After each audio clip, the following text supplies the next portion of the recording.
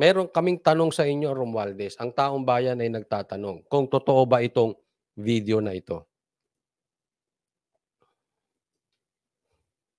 Gusto kong bigyan ng komentaryo po ito.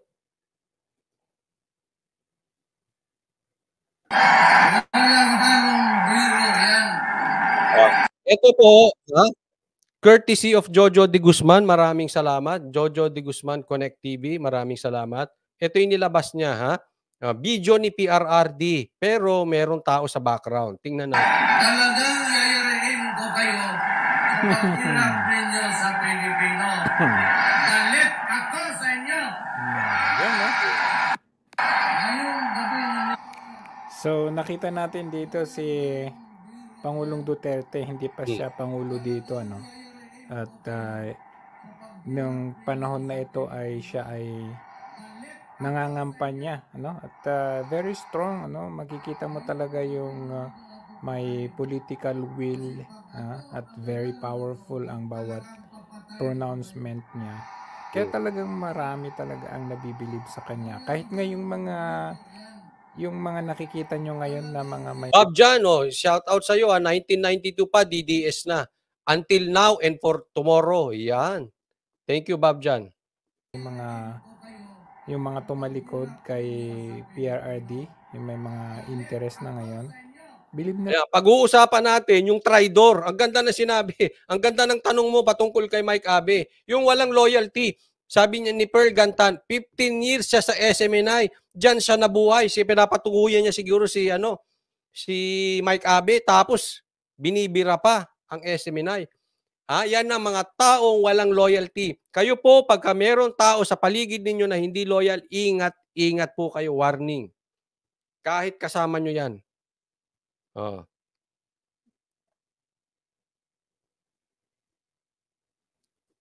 Bilib sila noon kay Pangulong Duterte. Kasi makikita nyo talaga bagong-bago sa paningin ng bawat Pilipino. Nakikita natin na palaban. Kahit dito pa lang talagang minumura niya at nilalabanan niya yung Western ba. At pati yung mga kalaban, mga durugista, ganun. Ito yung kampanya ito, Tingnan nyo kung sino yung mga nakapaligid na tao sa kampanya niya. Sa isang tabi kung saan mayroong isang tambaluslos na bilib na bilib sa kanya noong araw. Pero ngayon anong ginagawa niya doon sa anak ni Tatay Digong? Tignan nyo, ito. Ayan po. Ayan. Nakita nyo? Ayan, rewind natin konti. Ayan. Dito parang lumalabas, palakpak boys pa lang. Tanong lang po, Speaker Romualdez, ito raw ay kampanya ni Duterte. Malamang ito yung 2016. Hindi natin alam kung kailan exactly itong video na ito. Pero lumalabas dito, palakpak boys ka pa lang. Isa ka pa lang, Romualdez, sa mga palakpak boys ni PRRD. Ang tanong, asa ng loyalty? Di ba? Yun eh.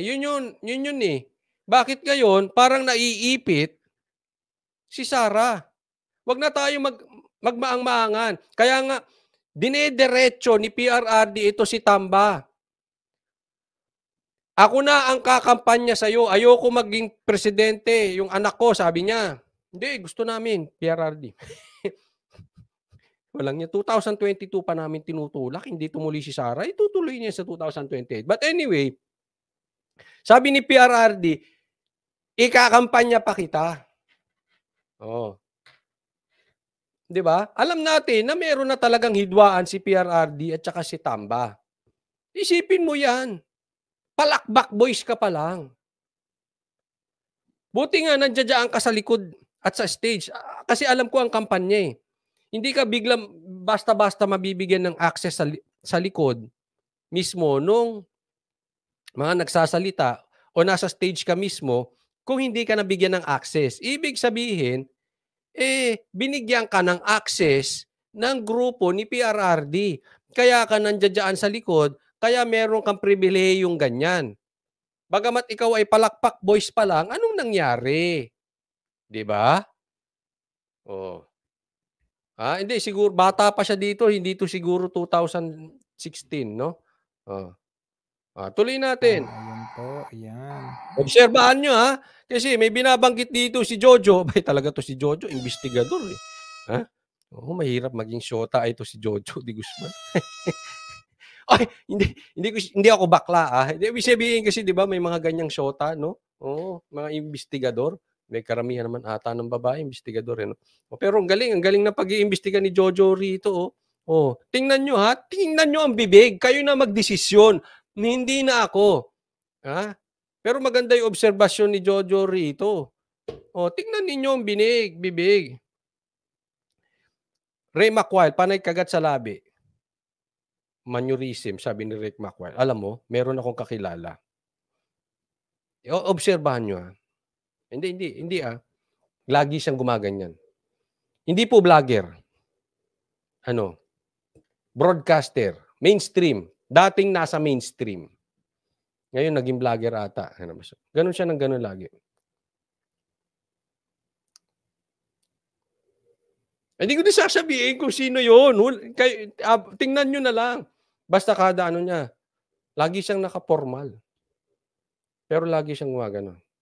Hindi ko sinasabing nagko-coke siya Pero yung mannerism kasi, pag napansin, ewan ko, tatawagan ko si Jojo. Imbestigahan mo nga. Kasi magaling si Jojo mag-imbestiga eh.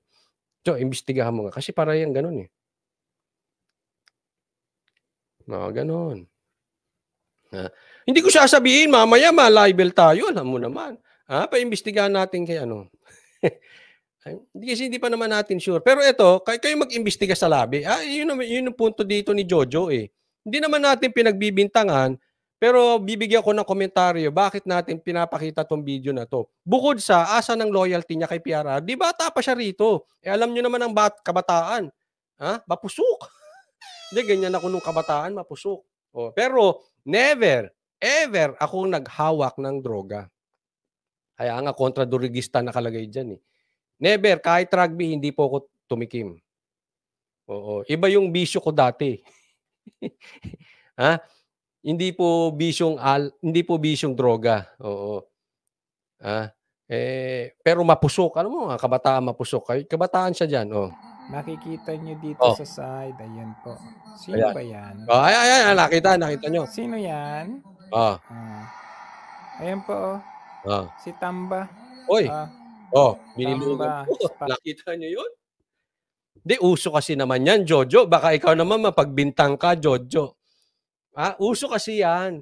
Yung kagat labi. Di ba sa TikTok uso ngayon? May palabas pandilan pag ganun eh. Di ba? Ganun yung TikTok eh. May ganun. Yung pangit mo, Kotsoli, nakakadiri ka. Di kasi may kagat labi. Hindi naman lahat. Kayo nang bahala, humusga. Tayo nagtatanong lang. Bakit ka kumakagat labi? Atid. Kita mo, batang-bata pa si Tamba dito.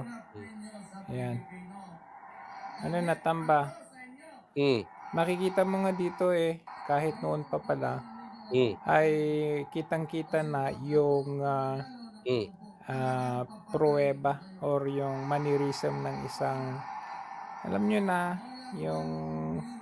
Ayan, Oy! Nakita nyo yun? Kagat labi. Hindi nangangawala.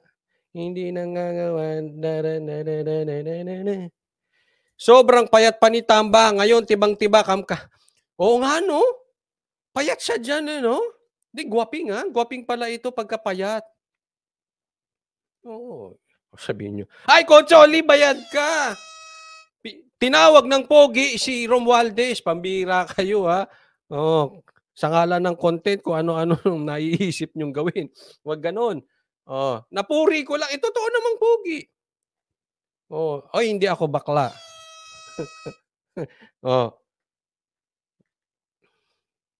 Hindi lang ako insecure. Pag pogi, sasabihin natin pogi. Ano masama doon, di ba? Pero ngayon, iba na. Magka-size na sila ngayon ni Boying. Parang best friend kayo ni Boying eh, no? Kayo ba nagiinom? Nagtatanong lang, kayo ba nagiinom? Or magka-jamming ba kayo sa pulutan? Kasi ang laki niyong dalawa ngayon eh. Ha? Sabi ni Blank Page, anong pogi? Mukha ngang croc eh. With pulbs. Hindi ngayon. Blank Page. Yung ngayon. Hindi. I mean, yung sa dyan sa video, hindi yung ngayon.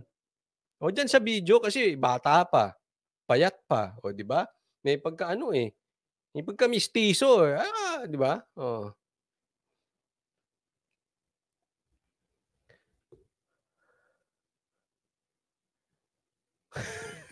Grabe kayo, Gemma Pasyente, hindi ko banggitin yan. Paano naging pogi, coach? Parang monggo. Anong monggo? Kayo nang bumasa, hindi ko maintindihan si Gemma. Delikado tayo, ayaw natin sabihin yan.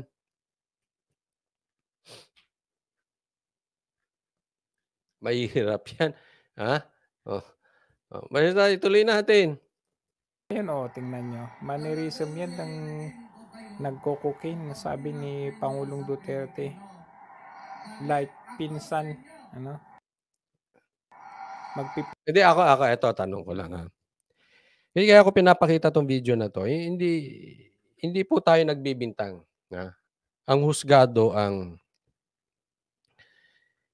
kung meron mang magdidemanda, sila lang, ang husgado lang ang may karapatang maghusga. Ganun yung korte lang, no? Nakita ko tong video ni Jojo, kaya sabi ko, naalala ko yung pangako ni DJ Bantag sa akin na kung siya ay magiging senador, isa po yan sa kanyang ilalakad. Ako, talagang dapat magkaroon ng mandatory, sa tingin ko lang mandatory drug test para sa mga matataas na public official. Yan po dapat magawa ng batas. No? Pero sasabihin nila dyan na baka self-incrimination.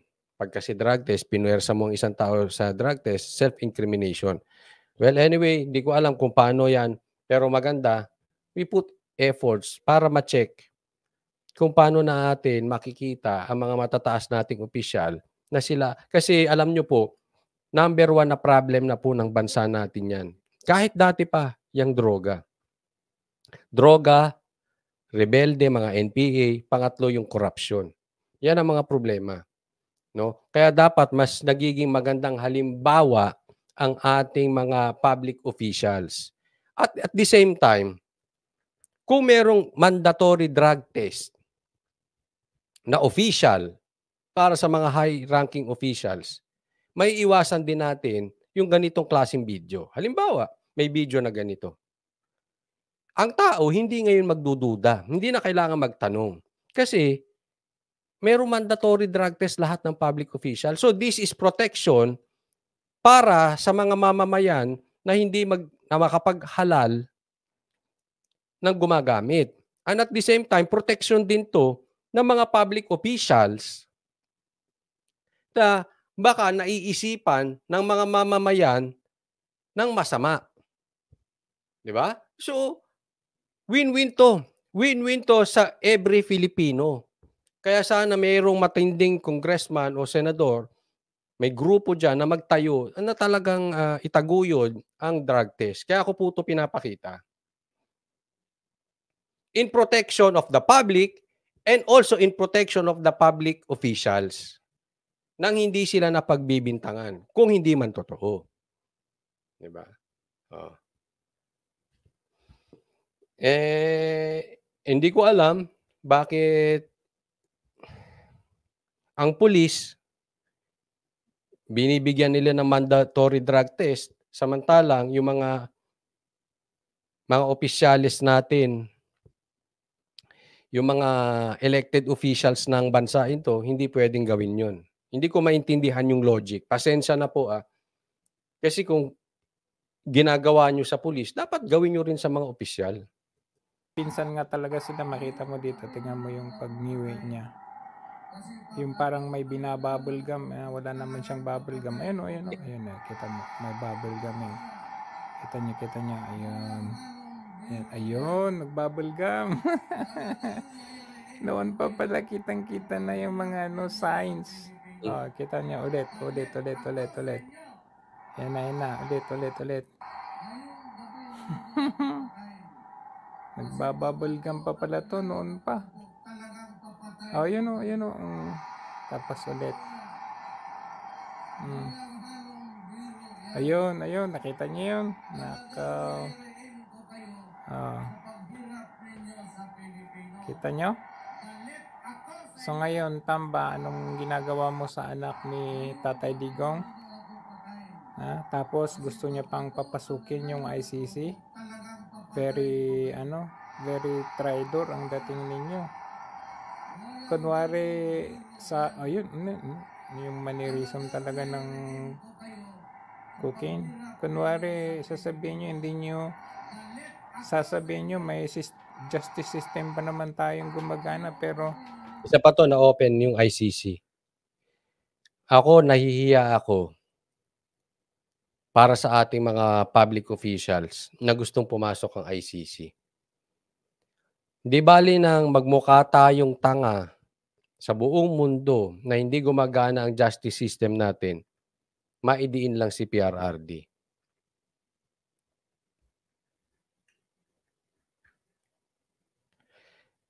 Maling-mali po papapasukin nyo ang ICC dito para sa inyong pangarap. Huwag nyo pong gagawin yan.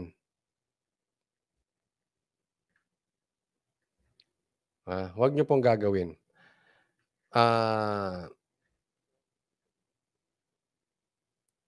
Nasisira ang ating bansa dahil sa pamumulitika, dahil sa pagkakabiyak-biyak nitong bansa natin. At talaga naman pag pumasok yung ICC, maniwala po kayo. Yes, nakapasok na nga daw eh.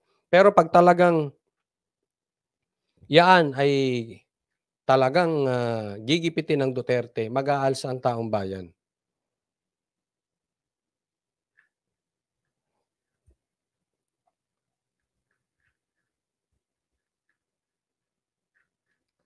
Ito pong video na ito kay Jojo de Guzman. Siya po yung nagsasalita. Maraming salamat po, Jojo de Guzman.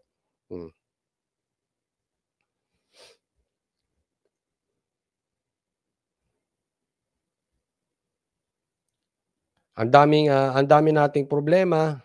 Mataas ang presyo ng gasolina, tumaas pa nga ang presyo ng gasolina, bilihin, etc., bigas. Tapos, uunahin natin yung ICC. Wala namang koneksyon yan sa atin. Pamumulitika lang yung ICC na yan para idiin ng Duterte. Aminin na natin. Kasi dapat, yung may pakinabang sa taong bayan, hindi yung kung kanino kang partido. Alisin na natin yun kung pula, dilaw, asul, puti. Huwag muna tayo magganyan-ganyan. Ibaba nyo presyo. Anong pakinabang ng ICC dito sa ating bansa? Bababa presyo ng gasolina. Magiging 20 ba ang bigas? Ito bang klase ng politiko ang tatakbo sa 2028? Sabi dito, pa-comment po ulit. Last na po, may mental health issue po kasi ang mga nanggigipit sa mga Duterte. Ako, ito lang. Iingatan nyo po ang taong inggit. Pag ang tao inggit or insecure sa kanilang posisyon, sa kanilang pagkatao, delikado yan. Yan po ang paninira sa Duterte, is very obvious na merong insecure. Sabi dito, di nila alam kung anong gagawin ng taong bayan sa kabaliwan nila. Ako tahimik lang kahit nandito ako sa 30, pero isa ako sa aalsa sa tawag ng panahon. Sa buong buhay ko, first time lang ako bumoto at nagrehisto agad. Ayan, para siya higit pa kay Tatay Digong.